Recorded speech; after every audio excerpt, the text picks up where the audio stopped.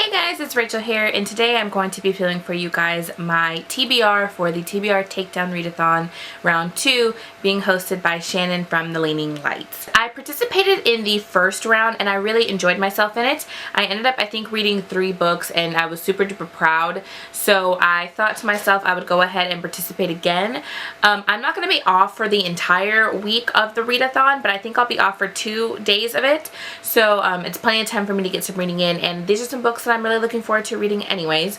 If you guys don't know what the TBR Takedown Readathon is, like I said, it's hosted by Shannon from The Leaning Lights, and she created it just to get your TBRs down. This time around she's going to be having some hosts and she's going to be doing giveaways. I think she did giveaways the first time around, but I think there's going to be like a grand prize winner in this one, and so I will go ahead and link her down below as well as her announcement video for the TBR Takedown, and I will go ahead and leave the hashtag for what they're going to be using on Twitter.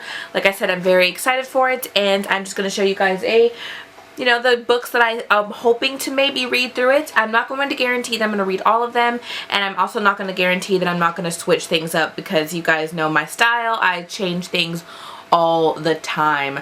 But these are some books that I'm really looking forward to reading, so let's go ahead and let's get this started. So for the first challenge, it is read a book that has been on your shelf for over a year, and this time I have chosen Clockwork Prince by Cassandra Clare. Now you guys know my hate, or not hate, you guys know my dislike for City of Bones by Cassandra Clare, but every single time I mention that I don't like that book, I get a slew of comments of people telling me, you didn't like that, but read this, you will love this. So I'm hoping that I'm going to enjoy Clockwork Prince. I'm actually really looking forward to this one, and I have the whole trilogy. I haven't had a chance to read it because I've just been so, like, I don't know how I'm going to feel about this, especially because I didn't like City of Bones.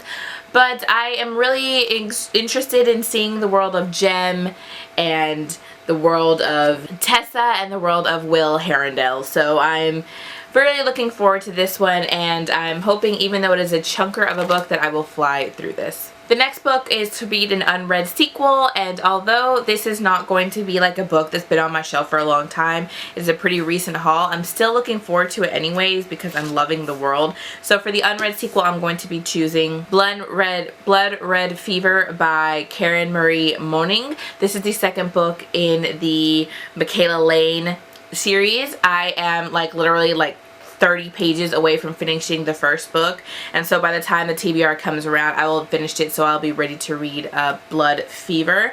I am really enjoying this this world, these books. I'm really enjoying all of the stuff in it. I will say that I do get quite annoyed with Mac because I just think that she's kind of bratty.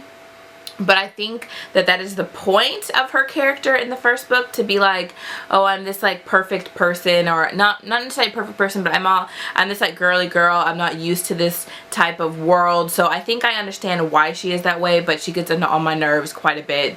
But I am really looking forward to reading the second book in the series to see where it continues. The third is going to be the first book in a series. This is going to make quite a few people very excited, so I'm very looking forward to it, and it's going to be Fallen Kingdoms by Morgan Rhodes. As many of you know, this is like Lainey from Ginger Reads Lainey's favorite series. I know Riley loves this series. I know so many people that love this series, and I want to love this series too. There are 3 books out right now. The 4th one's coming out I think this fall, and then the first book in the spin-off series just came out. So I am well overdue to get on this bandwagon. I've had this book for a really long time, and I am really looking forward to reading this and seeing if I enjoy it just as much as everybody else does. I'm pretty sure I'm going to really enjoy this because I love fantasy young adult reads, so I'm quite looking forward to this, and I am very excited. The next one is to read a book that's out of your comfort zone, and this one's going to be actually really interesting. I have recently discovered that there's not a whole lot of books on my shelf that I consider to be out of my comfort zone, mostly because of the last TBR Takedown where I read some like erotica and really enjoyed it, and that would have been like the most extreme for my out of comfort zone books, and so I wasn't really sure what I wanted to choose for this, but then I thought of one thing, and it is kind of a stretch, but we're gonna go with it anyways. So the reason I'm choosing this particular book is because, like, 5 years ago when I was dating my ex, the guy that I was dating before my fiance. I was loaned this book by a very good friend of mine, and she told me that I can go ahead and keep the book because she had read them all and she loved them and she wanted to see if I was going to enjoy them, and I never ended up reading them. In fact, I gave them to my ex. I gave them to the guy I was with, and I said, maybe you'll enjoy these. I have no want to read them. He ended up reading it and he ended up loving it, and him and his brother read the whole series, and I bought all the books for them because I was like, oh, they really like it. It made me really happy that he likes to read. But now that I look back on it, a lot of the reasons that I have not read this particular book is because it brings back memories of my ex. So it is a little bit out of my comfort zone to be reading this one, so that's why I'm picking it, and that's going to be On a Pale Horse by Pierce Anthony. This is the first book in the Incarnations of Immortality series. This is a very popular, very famous fantasy series by Pierce Anthony. It is an extraordinary novel, and I have the first 3 books in the series, and I am really wanting to read these. You know, from what I remember, my ex really enjoyed them. He really liked the world, and so I think this is something that I would actually really enjoy. And although the words are really tiny, I think that I can read this because I usually tend to fly through little books like these. I don't like mass market paperbacks, but I've been trying to like break that because of the fact that I have so many mass markets right now. So I'm very looking forward to this to see when I'm done. And the final book is going to be a book from your most recent book haul, and for me that's going to be Blindfolded Innocence by Alessandra Torre. This was in the book haul that I think I just posted, and it is my most recent book by Alessandra Torre, or A.R. Torre. I am really looking forward to this. It is a erotica. I mean, this is a Harlequin romance. This is gonna have some sex and lots of it, and I'm really looking forward to it. In fact, I'm going to be purchasing, I think, all of Alessandra Torre's books, and I think doing like some type of an author exploration on her, just to, if people are interested in her, because her writing style is so great. She writes beautifully.